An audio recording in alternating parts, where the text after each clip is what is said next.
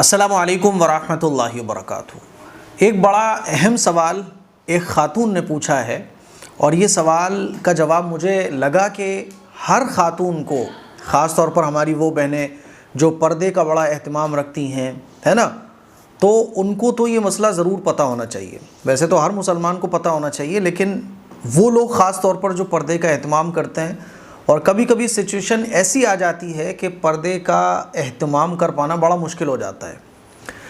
देखिए, जिन लोगों के बड़े घर हैं तो मेहमान आते हैं, पूरे घर में 3-4 रूम बने हुए हैं, बैठक अलग है, गेस्ट रूम अलग है ना, तो उसमें तो कोई प्रॉब्लम नहीं होती है। भाई मेहमान आए, मान लीजिए कज़न्स आ गए, गैर महरम रिश्तेदार आ गए जिनसे ख़वातीन को पर्दा भी करना है, तो वो अलग बैठ जाते हैं, कोई मसले की बात नहीं है। मर्द हज़रात नाश्ता वगैरह करा देते हैं, या जो महरम ख़वातीन हैं वो नाश्ता वगैरह करा देती हैं, तो वहाँ पर्दे का बड़ा अहतमाम हो जाता है। प्रॉब्लम कहाँ आती है? प्रॉब्लम वहाँ आती है जहाँ छोटे छोटे घर हैं, जैसे मुंबई में है।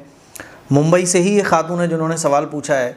मैं मुंबई जब जमात में गया था 2016 में, तबलीगी जमात, उलमा इकराम की जमात थी, उसमें मैं गया था, तो बहुत सारे हमारे मिलने वाले थे जो अपने घरों में ले जाते थे। तो घर बहुत छोटा होता है वहाँ, यानी आप ये समझ लें कि वही कमरा है, वही किचन है, और उसी कमरे में बाथरूम वगैरह भी है।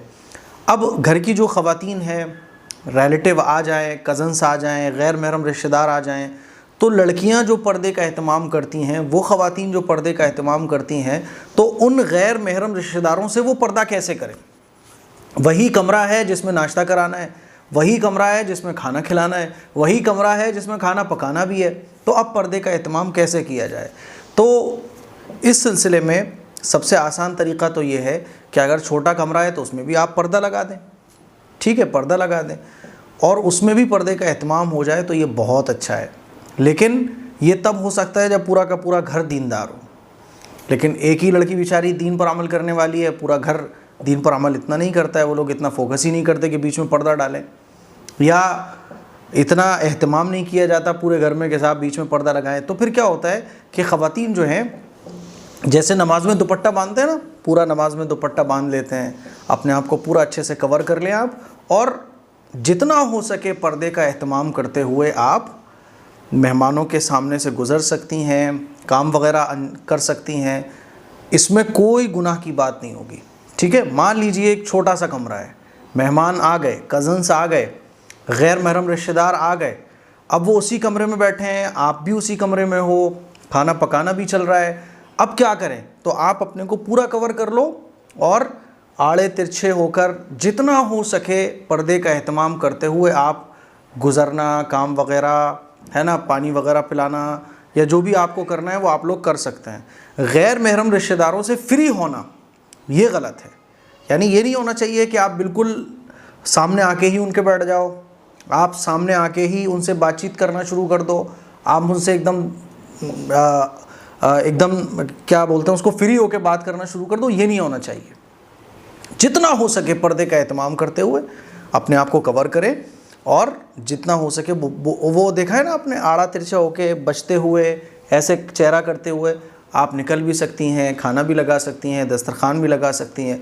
बहरहाल इस सिचुएशन में जितना हो सके बचने का एहतमाम करें, बाकी आपको फिर कोई इसमें आप पर कोई गुनाह नहीं होगा। तो ये तरीक़ा होता है ना। अब इसमें क्या होगा, आपका चेहरा खुला होगा, जाहिर सी बात है उसको पूरे चेहरे को तो कवर नहीं किया जा सकता, तो इसमें चेहरा भी खुला होगा, सारे रिश्तेदार बैठे भी होंगे और भी लोग बैठे होंगे, तो इसमें अगर थोड़ी बहुत बेपर्दगी होती है तो इसमें आप पर कोई गुनाह नहीं होगा। मर्दों को चाहिए कि वो अपनी नज़रों को नीचा रखें कि गैर महरम पर नज़र ना पड़े, गैर महरम ख़वातीन को चाहिए वो भी अपनी नज़रों को नीचे रखते हुए साइड किनारा इख्तियार करते हुए, साइड इख्तियार करते हुए काम वगैरह कर सकती है। तो ये सूरत हाल इख्तियार की जा सकती है जब पर्दे पर मुकम्मल तौर पर अमल करना मुश्किल हो। मुझे उम्मीद है कि मसला आपको अच्छे तरीके से समझ आ गया होगा। इस क्लिप को शेयर करें, दूसरों तक पहुँचाएँ। अस्सलामु अलैकुम वरहमतुल्लाहि वबरकातुहू।